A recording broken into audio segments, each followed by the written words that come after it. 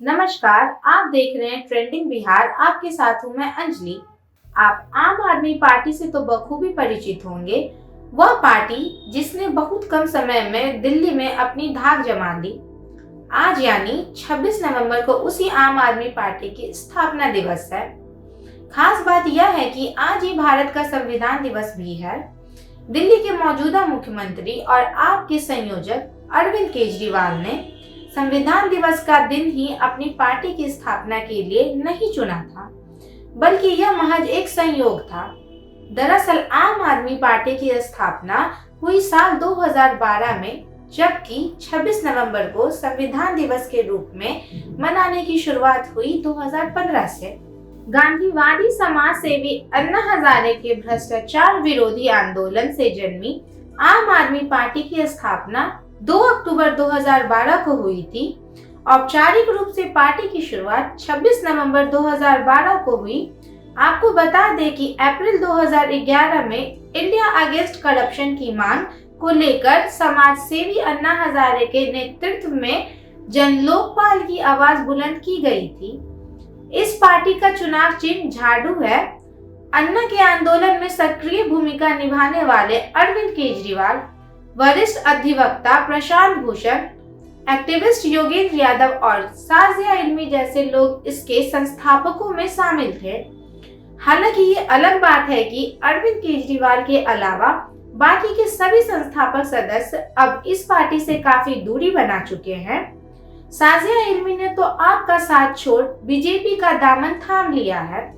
कभी केजरीवाल के काफी करीब रहे लोकप्रिय कवि कुमार विश्वास भी आज उनके साथ नहीं है। अपनी स्थापना के एक साल के भीतर आम आदमी पार्टी ने दिल्ली में पहला विधानसभा चुनाव लड़ा और 28 सीटों पर जीत दर्ज की।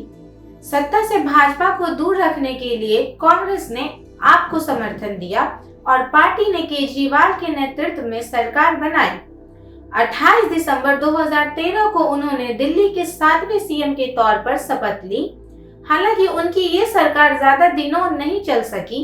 करीब 49 दिनों बाद 14 फरवरी 2014 को विधानसभा द्वारा जन लोकपाल विधेयक प्रस्तुत करने के प्रस्ताव को समर्थन न मिलने के कारण अरविंद केजरीवाल का सरकार ने त्यागपत्र दे दिया। अगले साल 2015 में एक बार फिर चुनाव हुआ और केजरीवाल की पार्टी ने अभूतपूर्व प्रदर्शन किया, जो इससे पहले कभी नहीं हुआ। दिल्ली की 70 सीटों में से 67 सीटों पर जीत दर्ज आपने इतिहास रच दिया। इस चुनाव में केंद्र में सत्तारूढ़ मोदी वाली बीजेपी सिर्फ 3 सीटें ही जीत पाई, जबकि दशक दिल्ली की राजगद्दी पर राज करने वाले कांग्रेस खाता भी खोलने में फेल हो गई। आप और उसके संयोजक अरविंद केजरीवाल से जुड़ी एक और दिलचस्प कहानी है। बात साल 2014 की है, जब देश के भीतर परिवर्तन की लहर थी, देश में मोदी मोदी की गूंज थी। तब अरविंद केजरीवाल ने बीजेपी के सीएम उम्मीदवार नरेंद्र मोदी को सामने से चुनौती दे दी और यूपी के वाराणसी लोकसभा सीटों पर नामांकन दाखिल कर दिया। लेकिन इस चुनाव में केजरीवाल का जो हाल हुआ वह शायद अब तक नहीं भूल पाए होंगे। इस साल पार्टी ने 434 लोकसभा सीटों पर अपने उम्मीदवार खड़े किए।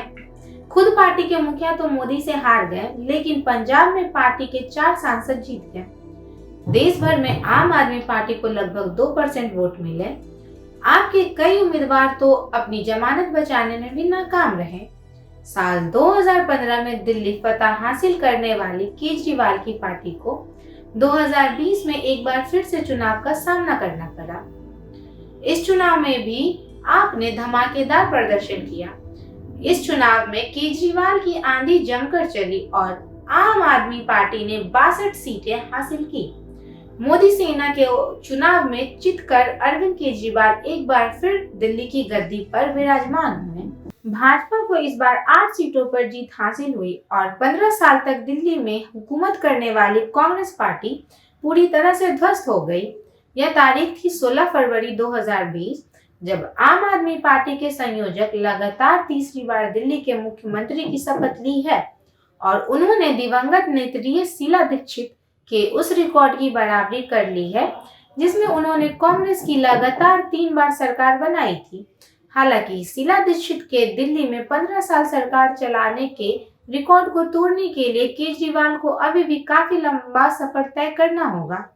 इस वीडियो में यहीं तक। अगर आपको हमारा ये वीडियो पसंद आया हो तो लाइक और शेयर करना ना भूलें, और अगर अभी तक इस चैनल को सब्सक्राइब नहीं किया है